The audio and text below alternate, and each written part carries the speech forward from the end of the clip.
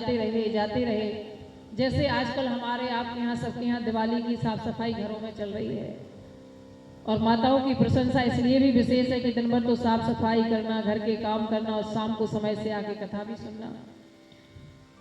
तो दिवाली का अवसर है, साफ सफाई चल रही है। उसी प्रकार से मैया एक दिन सुबह सुबह अपने घर में एक कपड़े का पोता बना करके और चूना लेकर के घर की पुताई लिपाई कर रही थी, दीवारों की पुताई कर रही थी कपड़े के पोते से, और चूने में डुबो डुबो करके। उसी समय माधव दास जी आए और बाहर खड़े होकर के बोले, मैया भिक्षाम देही। जैसे ही कहा भिक्षाम देही, तो जो कपड़े का पोता मैया के हाथ में था, उसने पुताई करते करते वही पोता लेकर के और फेंक करके दिया, तो आकर के महात्मा जी में लग गया। महात्मा जी ने उस पोते को उठाया और उठा करके अपने आश्रम पर ले आए। और मैया उस दिन खींची हुई थी। क्यों खींची थी?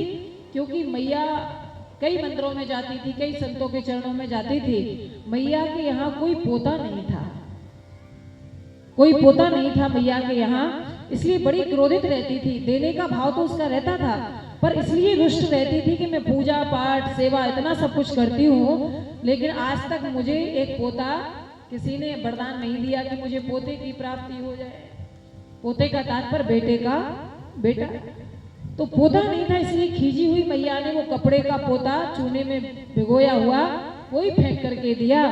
और जैसे ही फेंक करके दिया, तो संत माधव दास जी पोता उठा करके बोले, संत माधव दास तुझे उत्तर इसी का देगा, पोता अगर दिया है तूने तो पोता तुझे मिलेगा। संत माधव दास तुझको मैया उत्तर इसी का देगा, आज पोता तूने दिया अगर तो पोता तुझे मिलेगा। और ठीक 9 महीने के बाद उस वृद्धा को, माँ को, गुड़िया को पोते की प्राप्ति हो गई। मैया को बड़ा प्रेम रहता है पोते से। कहते ना, मूल से ज्यादा ब्याज प्रिय होता है।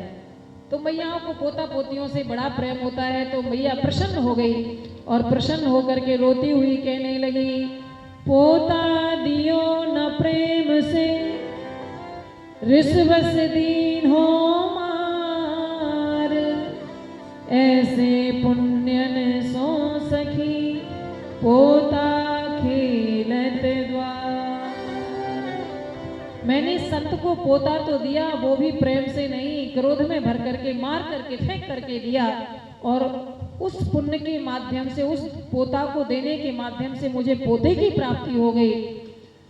जो मैं ऐसे संत को देती प्रेम प्रसाद, तो घर में सुत उपजते जैसे ध्रुव प्रहलाद। अभी तो मैंने क्रोध में भर करके वो पोता मार दिया, तो उन्होंने मुझे पोता प्रदान कर दिया। और अगर मैं प्रेम से संत को भेंट देती तो मेरे घर में ध्रुव जी जैसे, प्रहलाद जी जैसे पौत्र की प्राप्ति होती, पोते की प्राप्ति, परम भक्त पोते की प्राप्ति होती। तो महात्माओं को दिया हुआ, इसलिए महात्माओं के पास कभी भी जाएं तो खाली हाथ नहीं जाना चाहिए। गुरु के यहाँ जाएं, मंदिर में जाएं, कथा में जाएं, चाहे थोड़ा सा, कुछ भी, थोड़ा सा इलायची दाने का प्रसाद लेकर के जाएं, लेकिन लेके कभी खाली हाथ नहीं जाना चाहिए। तो इस प्रकार से आज महात्मा जी को पोता दिया तो पोते की प्राप्ति हो गई। और पोता जो लेकर के माधव दास जी गए थे, उन्होंने उसको अच्छी तरह से पहले तो धोया और धो करके फिर सुखाया, साफ सुथरा बना करके उस वस्त्र को सुखा करके, और फिर उसको फाड़ करके उसकी सुंदर सुंदर बत्तियां बनाई और दीपक में डाल करके फिर उसकी बत्तियां बना करके उसको मंदिर में जलाया। तो वो जो पोता फेंक करके दिया था, वो वस्त्र जो था, वह भी कहने लगा, धन्य है सतपुरुषों का संग, धन्य है सतपुरुषों का संग, बदल देता जीवन का ढंग। धन्य है सतपुरुषों का संग। अच्छे लोगों का साथ यदि किया जाए, महान पुरुषों का साथ, महात्माओं का संग किया जाए तो जीवन ही बदल जाता है। मैं तो कहाँ गंदगी में पड़ा रहता था और मेरा क्या उपयोग था केवल पुताई करने के काम में आता था, लेकिन संत के सानिध्य में जब से आया तो मेरी तो किस्मत ही बदल गई। भगवान के मंदिर में दीपक में आज मैं बत्ती बन करके जल रहा हूँ, भगवान की आरती के काम आ रहा हूँ। तो इस प्रकार से संतों की बड़ी महिमा को गाया गया हमारे शास्त्रों में। दुर्वासा जी के पावन चरित्र को बड़ी मधुरता से आज श्री शिव महापुराण में गाया। और भी नाना प्रकार के भोलेनाथ के जो अवतार हैं उनका वर्णन श्री शिव महापुराण में किया गया। आगे चल करके श्री हनुमान जी महाराज के पावन चरित्र को, जो 11वें रुद्र के रूप में श्री हनुमान जी महाराज के रूप में भगवान भोलेनाथ ही प्रकट होकर के श्री राम जी की सेवा करने के लिए आए। हनुमान जी का जन्म जो है, भगवान शिव ने जब मोहिनी भगवान के सुंदर स्वरूप को देखा, भगवान विष्णु जब मोहिनी अवतार लेकर के आए और मोहिनी स्वरूप को देखा तो भगवान शिव उनके स्वरूप पर आसक्त हो गए और जो तेज स्खलित हुआ, देवताओं ने एक पत्ते पर उस तेज को रख करके माता अंजनी के कान के माध्यम से अंजनी के गर्भ में स्थापित किया। ये जो श्री हनुमान जी महाराज की मैया है जिनका नाम है अंजनी, वो किसकी पुत्री है? वो गौतम ऋषि की पुत्री है, अहिल्या जी की पुत्री। जिन अहिल्या जी को पाषाणी बनने का श्राप उनके पति ने दुष्कर्म के माध्यम से दिया था, लेकिन भगवान ने पाषाणी बनी हुई अहिल्या जी को भी कल्याणी बनाया। पत्थर बनी हुई अहिल्या जी का भी उद्धार कर दिया प्रभु ने। तो इस प्रकार से अंजनी मैया के गर्भ से श्री हनुमान जी महाराज का प्राकट हुआ। बोलिए अनंत बलवंत श्री हनुमंत लाल जी महाराज की जय। और ऐसे पराक्रमी श्री हनुमान जी महाराज की बाल अवस्था में ही इन्होंने जब भूख लगी तो आकाश में, आसमान में सूर्य को देख करके जाकर के उड़ते हुए गए और सूर्य को इन्होंने निगल लिया। तो इस प्रकार से नाना प्रकार के कृत्य इन्होंने बचपन में किए और बाद में श्री हनुमान जी महाराज जो हैं वह सुग्रीव जी के मंत्री बन करके और सुग्रीव जी के पास ऋषिमुख पर्वत पर निवास करने लगे। बहुत सुंदर भाव कवि ने दिया श्री हनुमान जी के लिए। जय हो तुम्हारी जी बजरंग बली, तेरा शिव रूप लेकर आना गजब हो गया।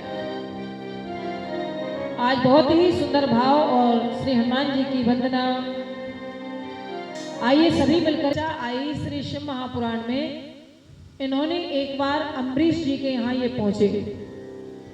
अम्बरीश जी जिस वंश में राम जी अवतार लेकर के आए सूर्य वंश में, उसी वंश में अम्बरीश जी एक राजा प्रकट हुए और अम्बरीश जी एकादशी का व्रत रखते थे और बहुत बड़े भगवत प्रेमी थे, भगवान के भक्त थे, अष्टयाम सेवा ये करते थे। तो अम्बरीश जी का व्रत था एकादशी का, और एकादशी व्रत का ये नियम होता है कि द्वादशी में ही पारायणा करनी होती है, द्वादशी में ही व्रत खोलना होता है। तो व्रत किया और जैसे ही व्रत खोलने के लिए बैठ ही रहे थे, इतने में दुर्वासा जी आ गए। आदर प्रकट किया, महाराज आओ आकर के भोजन करो। दुर्वासा जी ने कहा कि पहले मैं स्नान करके आऊंगा, परीक्षा लेना चाह रहे थे वो, तो पहले मैं स्नान करके आऊंगा शिष्यों के सहित, उसके बाद तुम्हारे यहाँ आके भोजन करूंगा। जैसे ही स्नान करने गए तो खूब मलमल के स्नान करते रहे सरयू जी में। अम्बरीश जी सोचते अब आएंगे, लेकिन द्वादशी जो तिथि थी वो बीती जा रही थी, तो सोचने लगे व्रत का पारायण करना आवश्यक है।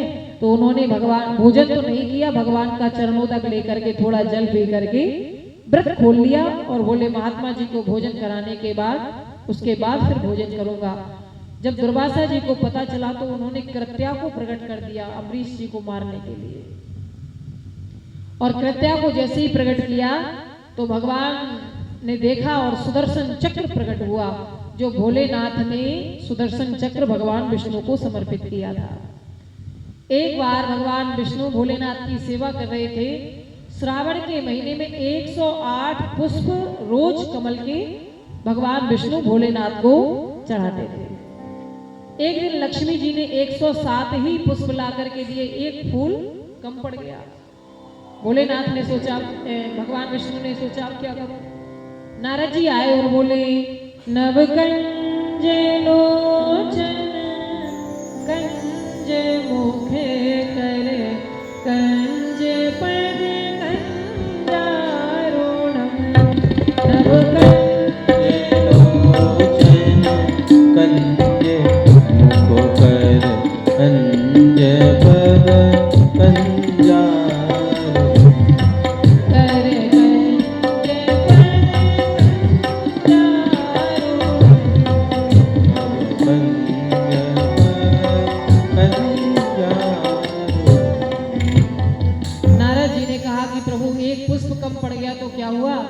आपके नेत्रों को भी तो कमल की उपमा दी गई है, तो एक नेत्र ही अपने स्वामी को इष्ट देव को चढ़ा दीजिए। तो भगवान विष्णु ने नारद जी के कहने पर अपना एक नेत्र ही भगवान भोलेनाथ को पुष्प के रूप में समर्पित कर दिया। भगवान भोलेनाथ भक्ति पर प्रसन्न हो गए और प्रसन्न होकर के भोलेनाथ ने भगवान शिव को सुदर्शन चक्र प्रदान कर दिया। तो कहने का भाव है कि ऐसे भक्त हैं हमारे भगवान विष्णु भोलेनाथ के, और भोलेनाथ ने ही चक्र प्रदान किया भगवान विष्णु के लिए। तो आज वो चक्र जैसे ही छोड़ा तो दुर्वासा जी आगे आगे और चक्र पीछे पीछे त्रिलोकी में भ्रमण किया, कहीं किसी ने रक्षा नहीं की। और तब